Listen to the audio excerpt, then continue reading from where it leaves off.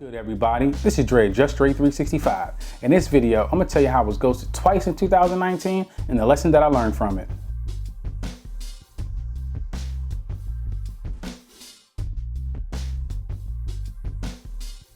For projects that I'm contracted for, if the budget allows, I try my best to hire a friend before going to an outside entity. There were two projects in 2019 where I was ghosted when I went to hire someone that was outside of my circle. One particular project, I needed someone in Philly to cover BTS for a client, and unfortunately due to my conflicting schedule, I wasn't able to be there. Instead of denying the project, I reached out to a friend for a recommendation.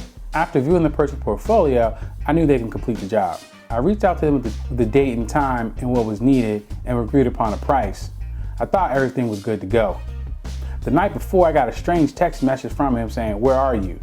I thought this text was kind of strange. I told the person before that I wasn't going to be there, and I replied back saying so. And I let them know, once you get on site, please give me a call if you have any questions, and I gave them POCs at the site. Fast forward to the next morning, I didn't hear from this person, neither did the POC. I reached out to them, no response, and also my friend who recommended them also reached out, and they also got no response. If you're offering services and trying to run a business, why would you go someone that's trying to pay you based on the terms that you provided? For my final project of 2019, I was contracted by a family friend to film their New Year's Eve wedding. After going over wedding details with the bride, I knew I needed a second shooter. For anyone that has filmed weddings, knows it's better to film at least with two people. And for this particular project, I knew I needed a second shooter in order to capture all the intricate details. I'm a big proponent in hiring my friends for projects that I work on. However, this project had a slightly larger scope to it, and I just didn't want to mess it up for the bride. I was faced with two options. Option one was to hire one of my friends and also rent the needed gear to get the shots that were required. Option two, find someone that had a portfolio and the needed gear for the shots that I was looking for. I opted to go with option two, and that was a mistake. After going back and forth with the candidate that I selected, I thought I was good to go. The candidate also checked in with me a week before the wedding to make sure everything was good to go. A couple days before the wedding, I gave the candidate a call and got no response. I thought he was probably just busy.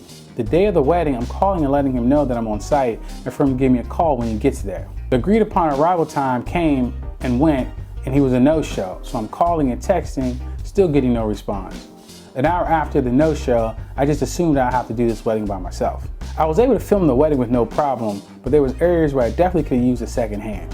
What I learned from this is never go against your grain. If you always hire your friends, continue hiring your friends before even thinking about going to an outside entity. It's better to build your friends up now and be set for the future than to not even give them a chance. Moving forward in 2020, regardless of the scope of the project that I will work on, I will always hire one of my friends first before even considering outside help. 25 years of friendship goes a long way versus someone with a better portfolio. I can always help build my friends up, and I know they won't ghost me.